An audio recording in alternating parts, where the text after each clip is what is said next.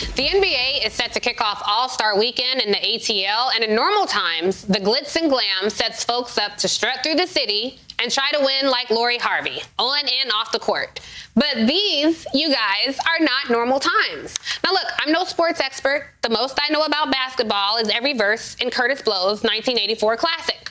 But if this is how LeBron James is describing the big game, I have zero energy and zero excitement about an All-Star game this year. I don't even understand why we're having an All-Star game.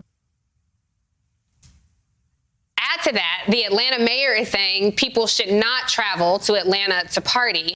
Then why are the league and party promoters alike singing "Welcome to Atlanta" where the players play?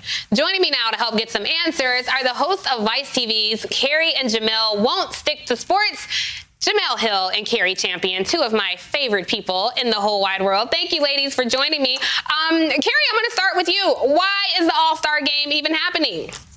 First and foremost, that intro was spectacular. Jemele and I are laughing. If you want to win like Lori Harvey, all I know is Curtis Blow.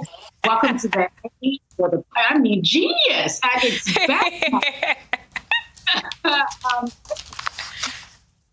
Interest of closure.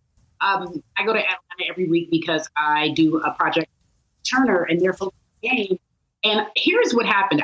Adam Silver really is stuck in, I think, a very difficult situation because he's trying to balance a league that probably lost 40% of its revenue and still trying to meet the needs of the players during the pandemic. I think the reason why they're having it is this money. That's the bottom line. Players don't want to be there because they were told they did not have to have an all-star. They had an abbreviated season, abbreviated all time.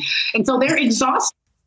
Not to mention that for me, I'm seeing and it's only a small group of players, right? A small percentage of the players, 5% of the players that are going to be in the all-star events. But the reality is it's about the money at the end of the day.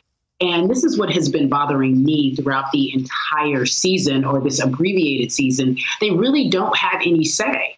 They have to do it because they want their money too, referring to the players. Right. So, Jemele, then let me ask you, if so many of this lot don't want to play, I mean, you heard from LeBron James, then why are they playing? I mean, do you think that the league would sue their union? What if they all decided, like, look, I got to put my health first, I'm out? No, I mean, I think it's just what Carrie said is that there's two parts of this. It's the league that has to make money, but it's also the players want to keep cashing them checks, right? Like nobody's trying to really lose any income in this pandemic. And I know to a lot of people who are listening, they're thinking like, okay, but your health, your safety, all of that. And while they certainly value those things at some point, and I think this speaks to a larger issue in our whole society, it's a risk reward.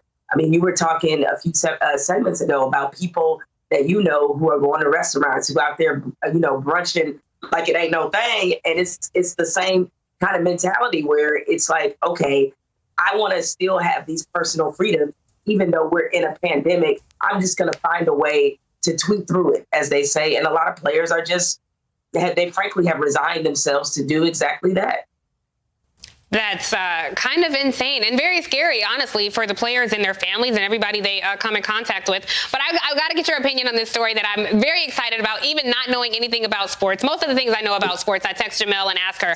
But Carrie, I want to ask you about the sale of the Atlanta Dream.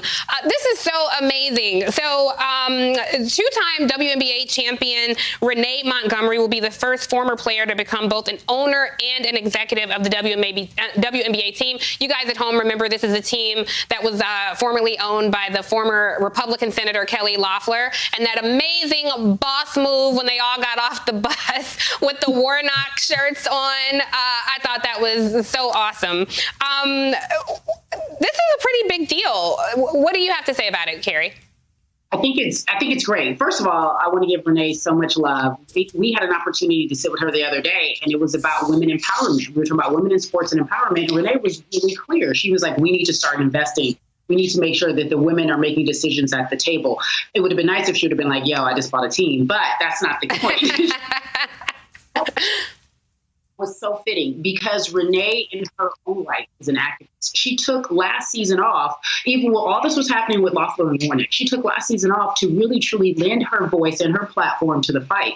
And she was like, I want to be a part of this. My parents were activists. I should be one. It only makes sense. And then for this to come full circle and her announce her retirement not long ago, and then just weeks later say that she owns a team or a portion of the team, is wonderful. And she gave a lot of credit to LeBron, because I don't know if you guys remember, he had tweeted, when all this was happening, and Jamel and I discussed this on our show, it was a foregone conclusion. When she lost that team, she had to sell the team. There were no other options, because I believe, and from what I'm hearing, that the NBA and the WNBA had given her a polite, we love you, but you don't have to leave. I don't know where you're going to go, but you have to go now. Oh, wow. And so she knew that was coming. She knew it was inevitable. Wow, I actually didn't know that part. Hey, thanks for watching our YouTube channel. You should know that you can follow today's top stories and breaking news and catch up on your favorite MSNBC shows all in one place. Download the NBC News app today.